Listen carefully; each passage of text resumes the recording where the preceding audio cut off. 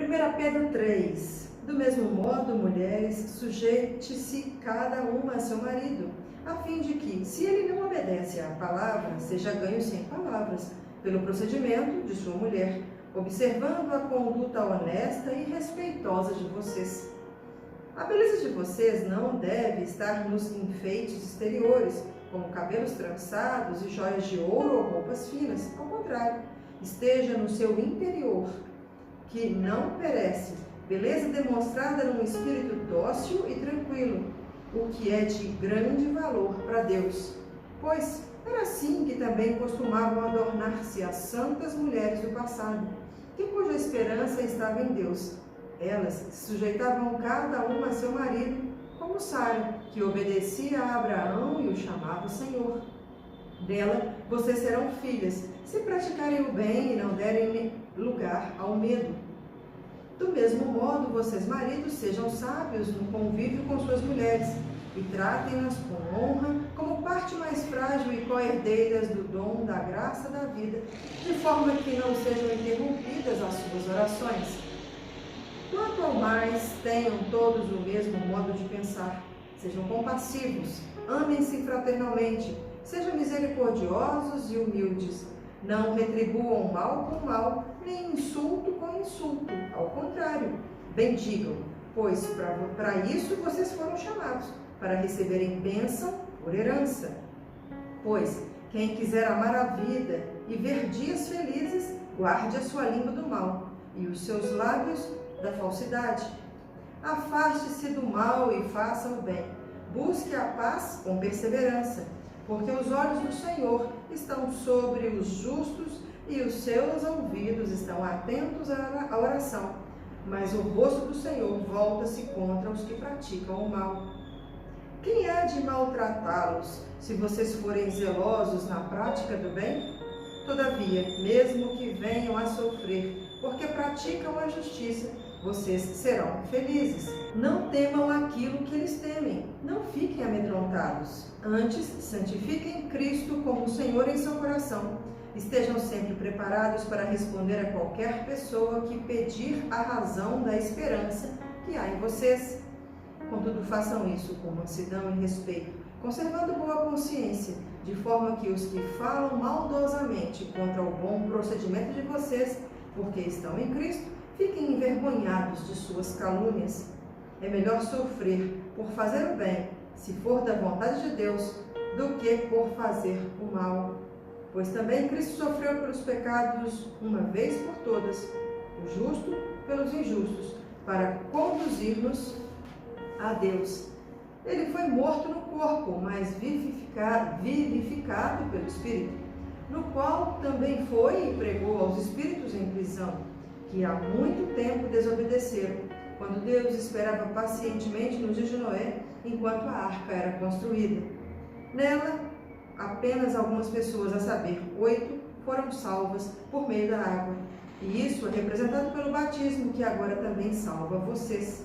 Não a remoção da sujeira do corpo, mas o compromisso de uma boa consciência diante de Deus, por meio da ressurreição de Jesus Cristo, que subiu aos céus e está à direita de Deus, e a ele estão sujeitos anjos, autoridades e poderes. 1 Pedro 4.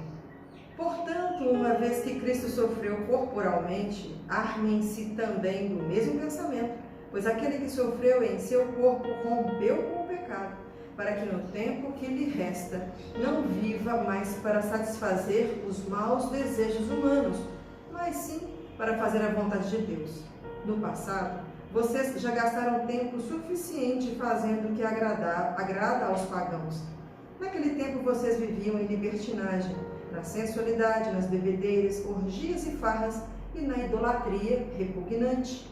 Eles acham estranho que vocês não se lancem com eles na mesma torrente de imoralidade e por isso os insultam. Contudo, eles terão que prestar contas àquele que está pronto para julgar os vivos e os mortos. Por isso mesmo, o Evangelho foi pregado também a mortos, para que eles, mesmo julgados no corpo segundo os homens, vivam pelo Espírito segundo Deus. O fim de todas as coisas está próximo. Portanto, Portanto, sejam criteriosos e estejam alertas. Dediquem-se à oração. Sobretudo, amem-se sinceramente uns aos outros, porque o amor perdoa muitíssimos pecados. Sejam mutuamente hospitaleiros, sem reclamação. Cada um exerça o dom que recebeu para servir os outros, administrando fielmente a graça de Deus em suas múltiplas formas. Se alguém fala, faça-o como quem transmite a palavra de Deus. Se alguém serve, faça-o com a força que Deus provê, de forma que em todas as coisas Deus seja glorificado mediante Jesus Cristo, a quem sejam a glória e o poder para todos sempre. Amém. Amados, não se surpreendam com o fogo que surge entre vocês para os provar, como se algo estranho estivesse acontecendo. Mas alegrem-se à medida que participam dos sofrimentos de Cristo, para que também, quando a sua glória for revelada, vocês exultem com grande alegria. Se vocês são insultados por causa do nome de Cristo, felizes são vocês, pois o Espírito da glória, o Espírito de Deus, repousa sobre vocês. Se algum de vocês sofre, que não seja como assassino, ladrão, criminoso, ou como quem se intromete em negócios alheios. Contudo, se sofre como cristão, não se envergonhe, mas glorifique a Deus por meio deste nome. Versículo 17. Pois chegou a hora de começar o julgamento pela casa de Deus. E se começa primeiro conosco, qual será o fim daqueles que não obedecem ao Evangelho de Deus? E se ao justo é difícil ser salvo, que será do ímpio e pecador?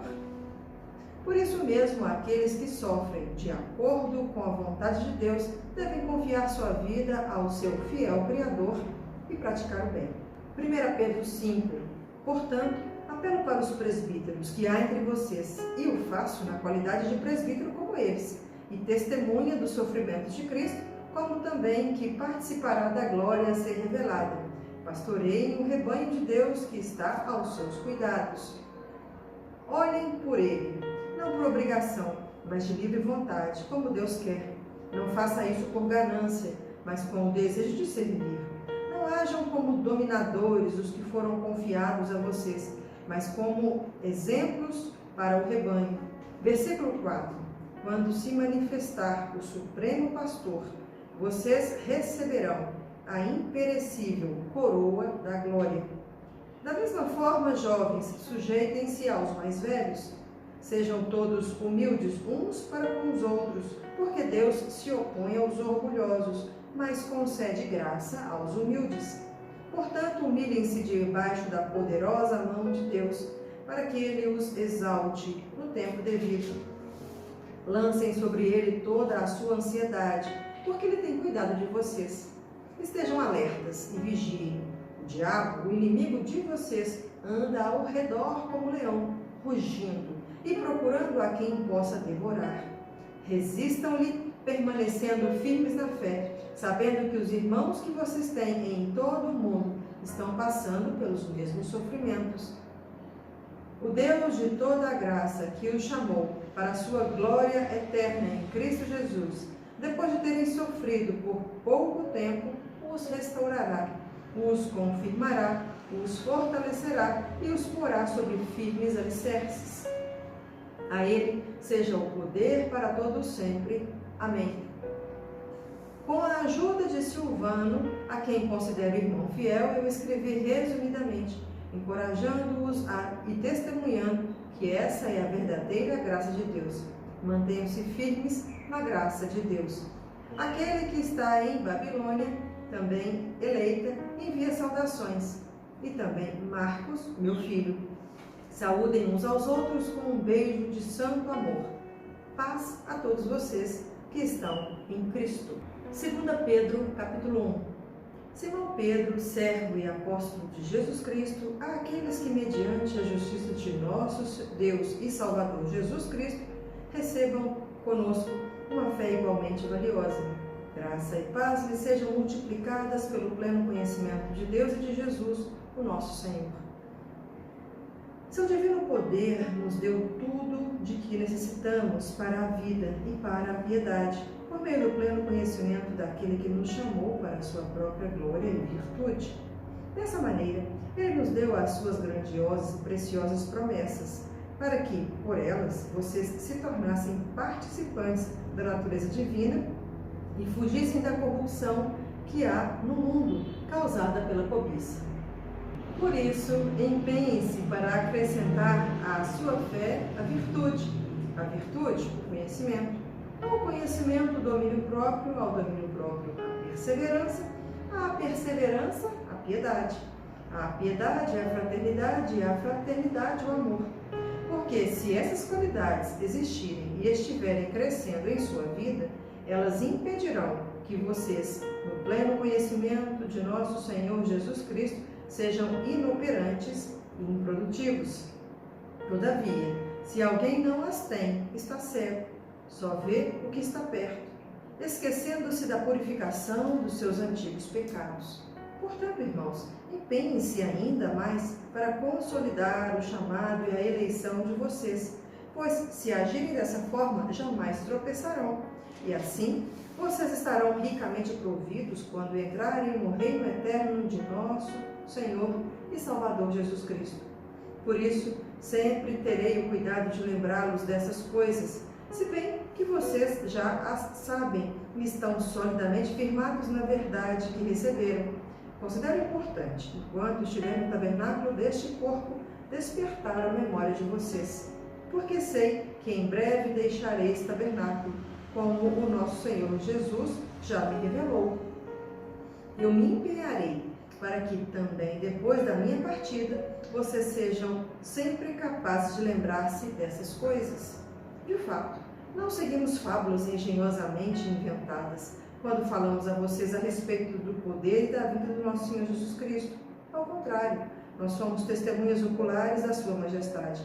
Ele recebeu honra e glória da parte de Deus Pai, quando da suprema glória lhe foi dirigida a voz que disse: "Este é o meu Filho amado, de quem me agrado." Nós mesmos ouvimos essa voz vinda dos céus, quando estávamos com ele no Monte Santo. Assim, temos ainda mais firme a palavra dos profetas, e vocês farão bem, se a ela prestarem atenção, como a uma candeia que brilha em lugar escuro, até que o dia clareie e a estrela da alva nasça no coração de vocês. Antes de mais nada, saibam que nenhuma profecia da Escritura provém de interpretação pessoal, pois jamais a profecia teve origem na vontade humana, mas homens falaram da parte de Deus, impelidos pelo Espírito Santo. Então nós cremos que a palavra de Deus, ela é inspirada pelo Espírito Santo, né? E nenhuma interpretação que foi dada também vem de nenhum homem. É o próprio Espírito Santo quem dá esse entendimento.